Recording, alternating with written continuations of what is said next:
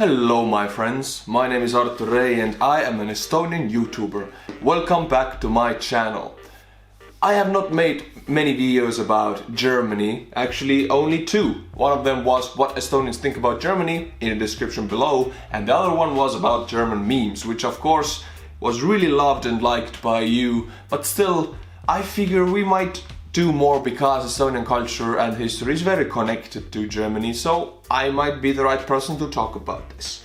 Here we have the animated history of Germany part 1, and I will also watch part 2, so after this video, if you're German or if you're not German, you will know everything there is to know about Germany's history. And yes, there will be Nazis also. Germany is located right in the center of Europe between its two largest neighbors, France and Poland. Strap yourselves in for a complicated one. When the Romans arrived in Germany, they found a land inhabited by a Okay, 300 before the Christ, Romans arrive in Germany. They never got through Germany, right? The Romans never got to Poland, Polish parts. No, they didn't. Yes, they stopped in the Germanic forests. melting pot of Celtic and Germanic peoples. The diversity of the region didn't interest the Romans, who called the land west of the Rhine River Gaul and east of the river Germania. The Germanic peoples were really good at fighting the Romans, but the people in these regions lived mostly agrarian lifestyles in independent tribes. These small tribes... Bavarians, Alemanni, Saxons and Franks. Franks become the French, I think. Saxons become English. Yes? As much as I think. Bavarians, I don't know about them, and Alemanni, no. soon became fewer big tribes. These tribes weren't a nation as such, but a conglomeration of independent smaller states for centuries, which is the reason why there are so many names for the German nation to this day. The Germans expanded further into... We call Germans, in Estonia it's Saksamaa, sakslased. But our language is Finno-Ugric, as is the Finnish one, so it's completely different from any other language, so you cannot really connect it. To the weakening Roman Empire. This Great Migration period eventually became known as the Great Migration period. Historians aren't very creative. One of the tribes, called the Franks, dominated the region and slowly conquered all of France, Germany, the Low Countries, and parts of Italy under the... So this is how big kingdoms originally came from. A small tribe from somewhere conquers everything around them. By violence, it becomes the leading tribe, and in 1,000 years, everyone from that country is basically descended from that tribe, because they are the only one that survived. Even how Rome was made, I saw that a small tribe basically conquered Italy, Rome, and everything around it, and then they conquered the Mediterranean Sea. It all came from one tribe. Merovingian and Carolingian dynasties. Much of this conquest can be attributed to Charlemagne, also known as Charles the Great. Charlemagne's empire became the foundation of the Holy Roman Empire, the symbolic successor to the actual Roman Empire. The empire was split into three kingdoms: East, West, and Middle Francia. East Francia eventually came under the control of Otto of Saxony, who married into the Italian kingdom, leading the Pope to revive the Holy Roman Empire. Establishment of the state became one of the many precursors for the division of the Catholic and Orthodox Church, the latter of which was still firmly controlled by the Eastern Roman Byzantines. From the 11th to the 13th century, the Holy Roman Empire was a key nation in the Crusades, which began as military expeditions to the Holy Land against the growing Seljuk Turk Empire. In 1230, the German Teutonic Order of Knights annexed an area called Prussia in an attempt to eliminate the remnant pagans. Yeah, they also annexed us, the Germans, and the German nobility in the Teutonic Order. They were really brutal. They were really good at killing peasants, let me tell you that. From Europe. Around the same time, German towns and villages were being settled in areas outside the empire into Poland and Hungary, leading to areas of high diversity and ethnic ambiguity. The best way to describe the Holy Roman Empire for the next few centuries is a very loosely united monarchy, with many smaller kingdoms and duchies with varying degrees of power and autonomy. The German lawyer Martin Luther began a period of change in the Catholic Church, which became known as the Protestant Reformation, making Germany a key focus in the splitting of the Church for a second time. Two kingdoms in the empire rose to dominate the rest: Habsburg Austria in the south and Brandenburg Prussia in the north. These two kingdoms became intense rivals, fighting wars and annexing large amounts of territory outside the empire. Both kingdoms fared very badly during the Napoleonic Wars, and the Holy Roman Empire was officially abolished by the French Empire, who came to influence much of Western Europe. The French Revolution began a decades-long rise in nationalism in Germany, and many of the people sought to unify into a single nation. By 1866, Prussia had become the dominant power after the 7-week war against Austria, and 7-week war, that's a short war. Set up the Northern Germanic Confederation in the following year, notably excluding their Austrian rivals. This became the German Empire just 4 years later, the first modern German nation-state. Germany was propelled to superpower status and even became involved in overseas colonization. Tensions were high in Europe, and many distrusted the new powerful nation that had just appeared. This led to so many alliances in Europe since nobody trusted anybody anymore, and each nation had to pick a side in case war broke out. And this preparation for war inevitably became its precursor. When the Slavic nationalist Gavrilo Princip assassinated the heir to the Austrian throne in 1914, war broke out in Europe between the Central Powers and the Allies. Germany ended up being a key aggressor in the war and was blamed for most of the atrocities committed during. Germany of course was an aggressor, as was every other country in Europe back then, but in the end Germany was made a scapegoat, and everything, the reparations for the war was made for Germany to be paid. They paid the hell out of themselves, and German people, being a very hard-working nation, they actually did pay a lot of money to everybody. And actually the Germany right now still pays. They pay, even if they're the successor of the Third Reich, the Nazi regime, they still pay soldiers who fought under the Nazi regime, and they're like 95 right now. And Germans right now pay them still for the favors they did. Thank you for serving our country, here's some money basically. Still to this day, they pay. They pay Estonians who live here, who fought under the Nazis, because they had to. That's how responsible they are actually with it. And that's how hardworking they are. I really admire that, it's really nice. Unlike Russia, who denies everything and doesn't pay anything, and Russia is a different story. Battle. Extremely harsh war reparations were imposed on the state, and much of its territory was stripped in the Treaty of Versailles. This crippled the German economy, and angst against the Allied powers led to the rise of National Socialism, with Adolf Hitler, one of its main advocates, rising to power on the resentment held by the common people. Hitler became Chancellor in the year 1933, instituting radical reforms, and imposing strict National Socialist ideals on the nation, which became known to the West as Nazi Germany. The regime was highly anti-Semitic and allied itself with Fascist Italy and Imperial Japan to form the Axis powers of World War II. After a rapid expansion and then military decline, Nazi Germany was defeated and divided along the zones of occupation by Allied powers. West and East Germany continued as neighbors for the next few decades, and the Berlin Wall was erected around West Berlin to prevent defectors from the communist East Germany. By 1990, the communist East collapsed, being reunited with West Germany. The new German Republic is known for its high quality of living, exceptional engineering, and for playing a key role in rebuilding Europe. Now I am a nationalist, in the best sense. I disobey violence, I don't like violence. You cannot do things with violence, but still I love my own country, my own nation, and I'm an Estonian nationalist. So I can say that watching Germany, I wouldn't want this to happen in my country.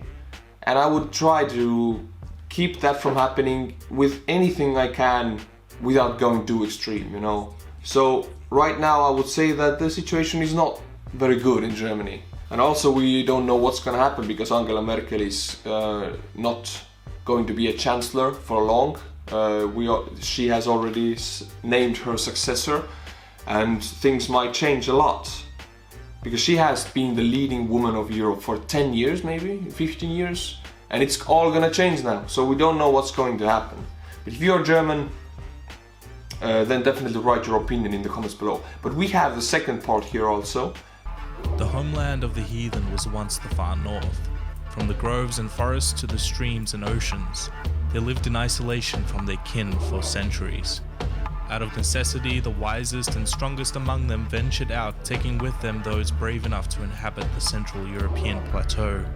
Their isolation had left them marked by their eyes the color of oceans, and their hair made of liquid gold, or the amber that the sea spat onto their shores. In times of famine they battled the marshes, the curse of troll's skin, and the fly sent by Woden to punish dishonorable men. When the famines lifted, they fought with each other for soil and till, as well as the great Roman hegemony to the south. Some barbarians would trade with the empire, and some would wage war on the silver-armored despots. The Romans, seeing the threat, would push further into the frontier beyond the great Rhine River, which they called Germania.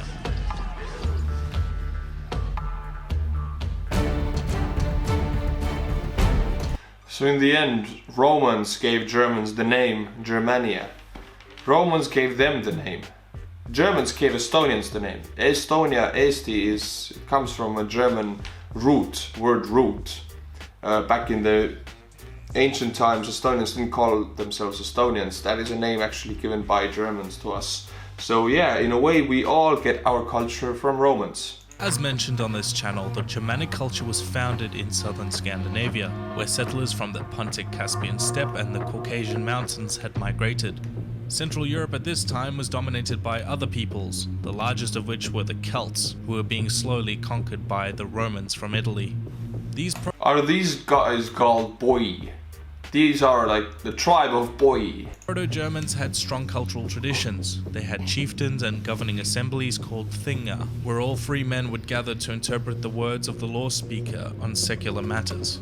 Religious leaders... Yeah, I think we had those too. Like, this is Estonia here. I think they had a day, like a gathering once a year to decide what's coming, what's going, where to raid, when to plant, and how many ships to build. They just gathered, and it wasn't like a unified kingdom, but they all gathered and still had this gathering and feast for many days. Held ceremonies and rituals, and they worshipped deities such as Woden, Donar, and others.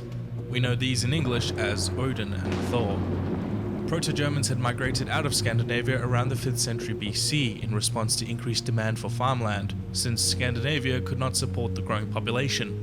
This will sound familiar to those who've seen the episodes on Denmark and Sweden, since the same would cause the Vikings to raid Europe over a millennia later. These Germanic tribes drove out or subsumed the Celts who already lived in the area between the Maas River in the Netherlands to the Vistula River in Poland.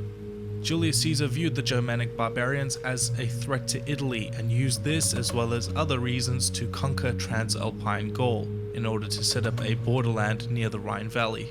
During the Gallic Wars, the Romans began their conquest of Germania on the west side of the Rhine River, which was incorporated into Roman Gaul, and then divided into two provinces in 85 AD, Germania Inferior and Superior, with the Romans founding the cities of Cologne and Mainz as imperial capitals.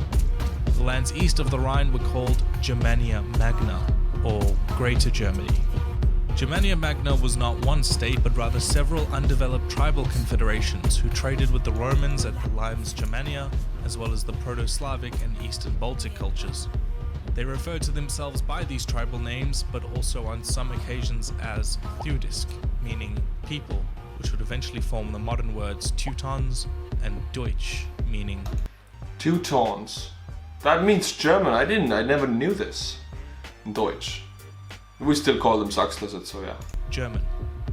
From 12 BC to 6 AD, the Roman might came crashing down on Germania Magna, conquering all the way to the Elbe River under the reign of Augustus. However, a general named Arminius, a German prince captured and raised by the Romans, betrayed the Roman armies and led an ambush of the legions in Teutoburg Forest, forcing a retreat back to the Rhine River. Never again would the Romans rule Germania Magna, after one of the worst defeats in Roman history.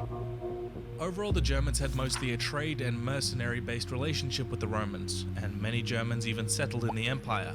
But with their growing populations, they became ever more powerful, and raids on the empire became more and more common. Just as the Roman frontier was weakening, a huge-scale migration of Goths was happening, from their homeland in Sweden to the Vistula of Poland, and then to Crimea, and many Goths became... All of these strong tribes and warriors come from Scandinavia. I wonder why. What's up with Scandinavia?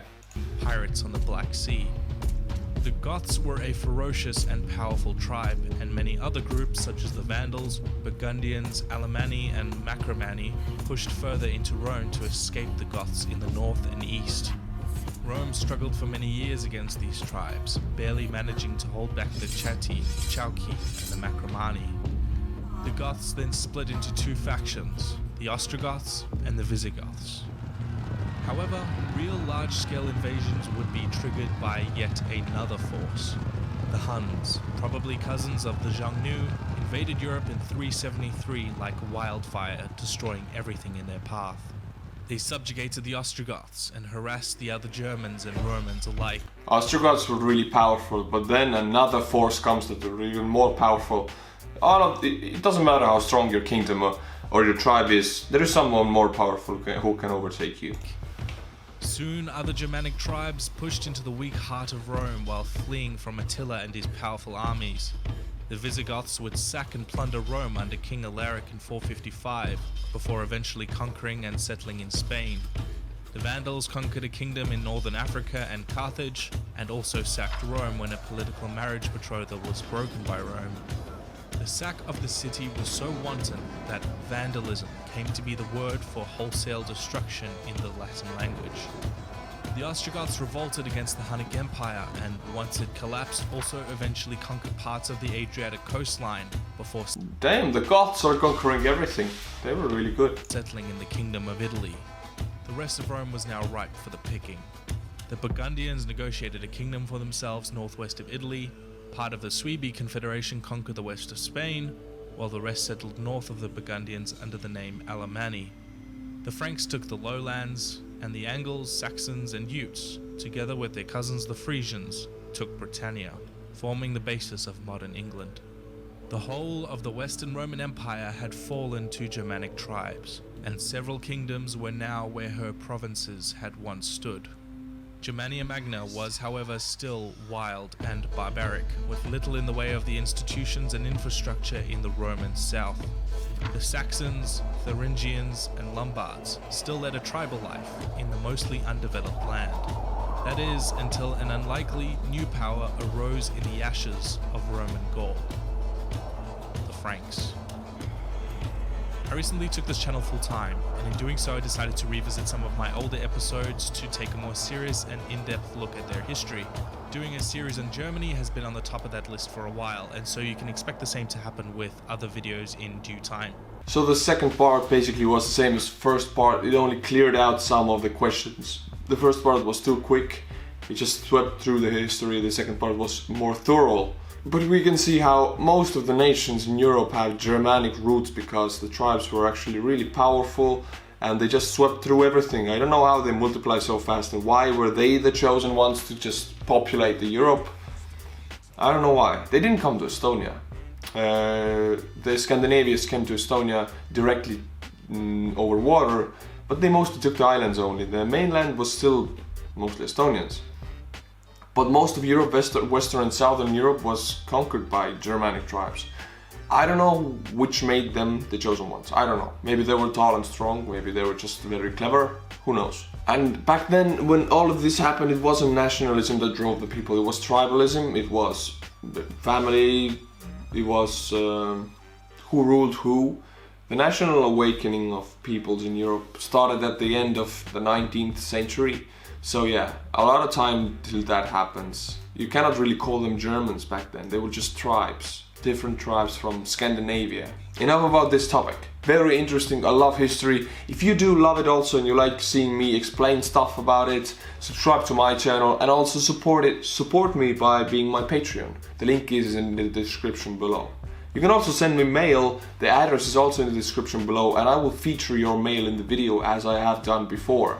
I will just open everything. Thank you my friends for watching, and as always, until my next video, stay cool and bye bye.